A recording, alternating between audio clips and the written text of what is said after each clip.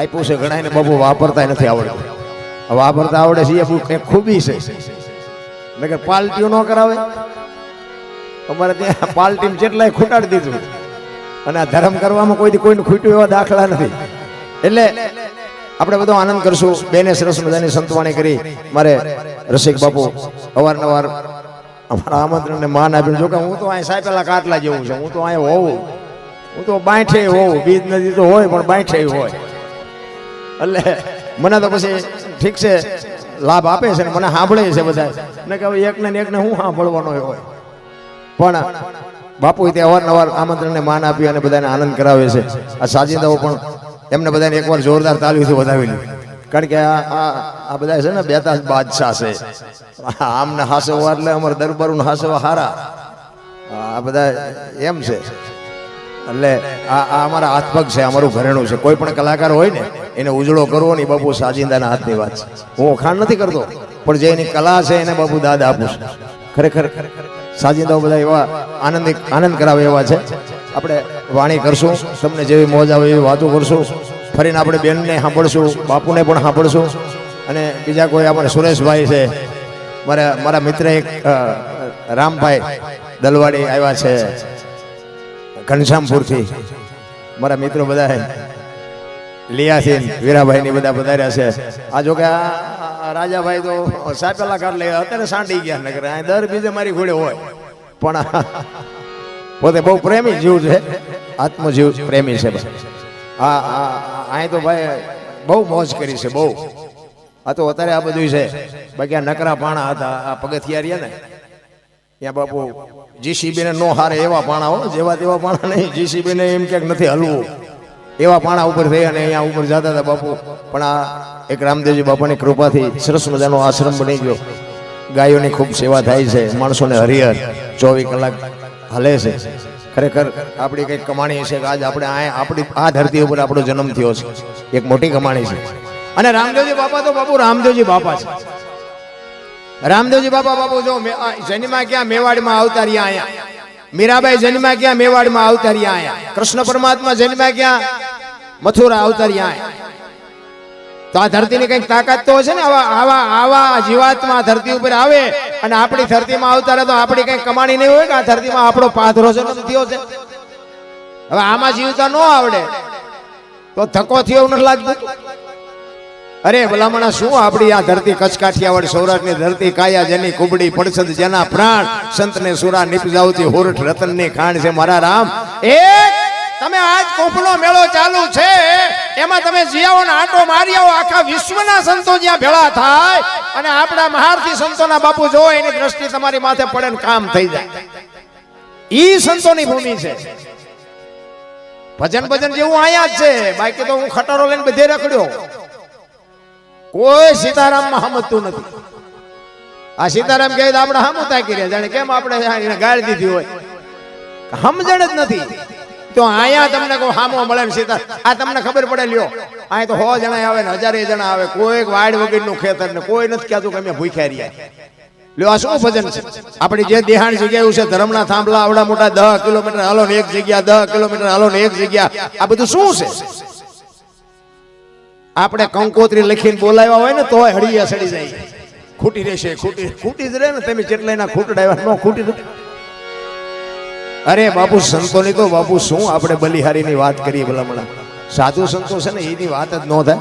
અને અમારા ગુરુ મહારાજ તો એવું કહેતા કે સાધુનો દીકરો ભગવી ચિત્રી હામી મળે ને અને સીતારામ ન બોલી શકો ને તો મરી જાજો મરી. અમારા ગુરુ મહારાજ તો અમને સાતીમાં છોડતા હતા કે જો બાવા સાધુના હામા મળે સીતારામ ન બોલી શકો તો મરી જવાય. એમાં પૈસા દેવા છે. અમે આ જે બોલાવી લ્યો એ કઈ ન બોલ લ્યો. શું કેવું? તમે બધા ઘરના જ નથી. આ ભાગમાં જ નથી. એ તો અમે નાક કાન ઘરે મૂકીને આવી છે એટલે બોલી છે. એટલે સવારામ બાપા 50 થી 60 વર્ષની વાત બાપુ સવારામ બાપા એ ઉઘાડી વાત કરી દીધી કે આનું આમ પરફેક્ટ જ છે. હાવ 50 થી 60 વર્ષ હજારો વર્ષની વાત નથી. 24 તારીખ થી બાપુ હળંગ છું. મારા રામભાઈ મારી ભેળા હતા. પૂછો 24 તારીખ થઈ. કાલ અમે અટાણે ઠેઠ બનાસકાંઠામાં આખો દી ઓલું કૂતરું કુંડલું વળીને પડ્યું હોય ને એમ પડ્યા રહી. હાજે પાછું ક્યાંક કોઈક ગાડીઓ બાડીઓ વાળા લઈ જાય ને પછી પેટી બેટી હાથમાં હોય ને પાછું ચાર્જિંગ થઈ જાય. અને આવો જ્યારે બાપુ માહોલ થાય ભલે 10 જણા બેઠા હોય સામે, પણ બાપુ અધિકારી હાથમાં હોય ને તો એમને એમ થાય કે મારા આંતરડા તોડી નાખી. ભલે ભજન ત્યાં થાય છે, આવી સાધુની ઝૂંપડીઓ ભજન થાય છે. બાકી તો બાપુ જ્યાં જાય અહીંયા રાહડા ગવાતા હોય, ક્યાંક ક્યાંક તો એમ ભરી જાય. આપણને એમ થાય કે હવે ગાવું શું ગાવું. પછી પાટિયા માર્યા હોય સંતવાણી જેવું કઈ હરામ જો આવે, સંતવાણી બાપુ પથારી ફેરવી દે. ભજન તો ભજન હોય, ભજનમાં દેહની દિશા મટી જાય. અમારા ગુરુ મહારાજ કહેતા કે બાપુ આ સંગીત છે ને, સંગીતે એક સંગીત બજાવે અને પાણા બોલ્યા છે. બોલો બાપુ પાણાએ અવાજ કર્યો છે, શું જોવે છે? એમ સંગીત, સંગીતની તાકાત. અમારા ગુરુ મહારાજ તો કે સંગીત છે ને 5મો વેદ છે, વેદ. સંગીત કોઈ નાની વાત ન માન. હું તો આમને કહું છું, તમને કળા ભગવાને આપી છે, તમને ભગવાન હજી કળામાં તમારો વધારો કરે. પણ બાપુ અહમ કરે ને તો આ તમને જેને આપતા આવડે ને એને લઈ લેતા આવડે. બાકી તમને આપ્યું છે ને, હું દિલથી ભગવાનને ઈશ્વરને અરજ કરું છું કે આમની કળામાં વધારો કરજે મારા બાપ. અને આવી દિલથી વગાડે ને જ્યારે મોજ કરાવે ને ત્યારે દેહની માણા દશા મોટી જાય. એવા ભજન થતા હોય ને, દી ઉગે ને બંગાવું ન આવે, ખબર ન પડે, ચાની જરૂર ન પડે, કેટલા વાગ્યા એમ જોવું ન પડે, અને સૂરજ નારાયણ ઉગે ત્યાં ખબર પડે. ખરું કાનદાસ બાપુનો પ્રોગ્રામ સુરેન્દ્રનગરમાં હતો ને, બાપુ એક જ રાઉન્ડ એને કર્યો ને, એમના એક સેવક હતા અને એને કીધું કાનદાસ બાપુ, આ મારી નજરનો દાખલો, હું કાનદાસ બાપુને બહુ સાંભળતો. એમના માલધારી રબારી સમાજ હતા, કોકી દ્વારકા બાજુના મોટી ઉંમરના બાપા હતા. એને કીધું કે તું ગણપતિ ની વંદના તું કહે. અને બાપુ પાછળ બેઠા હતા અને 4 ભજન 5 ભજન એ બાપાએ ગણપતિની વંદના કરી અને કર્યા. અને લગભગ 11:30 પોણા 12 વાગે બાપુ કાનદાસ બાપુ બેઠા અને સદગુરુ દેવ કી જય કહીને બાપુ ચાલુ કર્યું ને, અને પૂરું કર્યું. સદગુરુ દેવ કી જય બોલ્યા ને, સૂરજ નારાયણ ઉગ્યા હતા. બાપુ કોઈને બંગાવું નહોતું આવ્યું, કોઈ ચા નહોતી આવી, પાણી ઉસ્તાદના બાપુ આંગળા ફાડી નાખ્યા. એ કેવું ભજન છે રા. એમ નામ નથી દુનિયા પગે લાગતી મારા રામ.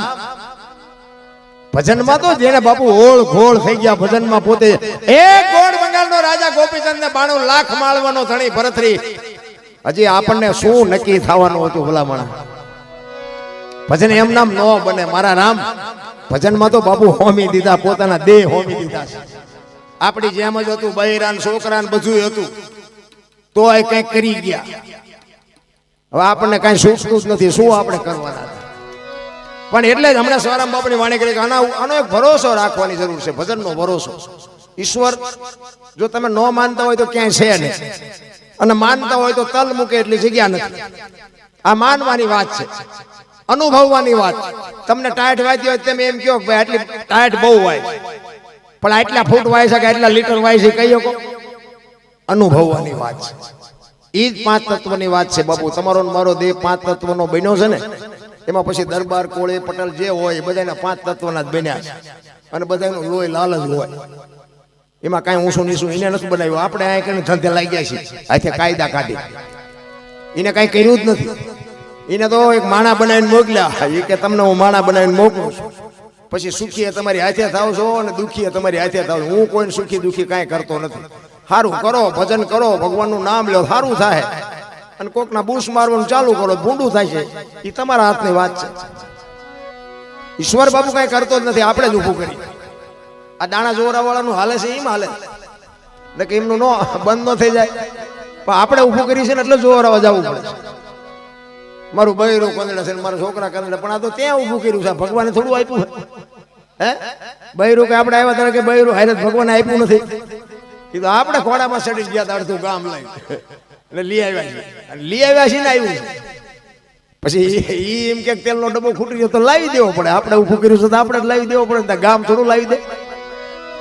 એટલે આપણે બધું ગોચ્યું. અત્યારે નો લગન કહેવાય આપણે કહીને કે રવા દે ને, હા તમે બધા કર્યું અમારે બાકી હતા, તું લઈ લે, હાલ ને તું કાઢી લે મારી પાસે, અમને ખબર છે આમાં શું છે. લાકડા લાડવા જેવી વાત છે બાપુ. ખાઈએ પસ્તાય, ન ખાઈએ પસ્તાય. પણ એટલે જ બાપુ મહાપુરુષો કહે છે, પતિ પત્ની કા એક બતાતું સરગાપુરમાં સતા શિવ શક્તિની જે બાપુ વાત છે ને, એ બાપુ અલૌકિક છે. પતિની વાત પત્ની સમજી શકે, પત્નીની વાત પતિ સમજી શકે, તો જ બાપુ જીવવાની મજા છે. બાકી તો પછી ઠીક છે, બધાના ગાડા હાલે છે, પણ એ નો હાલ્યા જેવા. આપણને એમ થાય કે આમ ઢસક ઢસક ચમ હાલે છે એક સ્કૂટરનું હોય ને એક ટ્રેક્ટરનું હોય તે મારું જો મેળમાં આવે ઢળી ઉગાડે કાંઠે જો ફૂગી જાય તો મજા ન આવે જીવવાની મજા ન આવે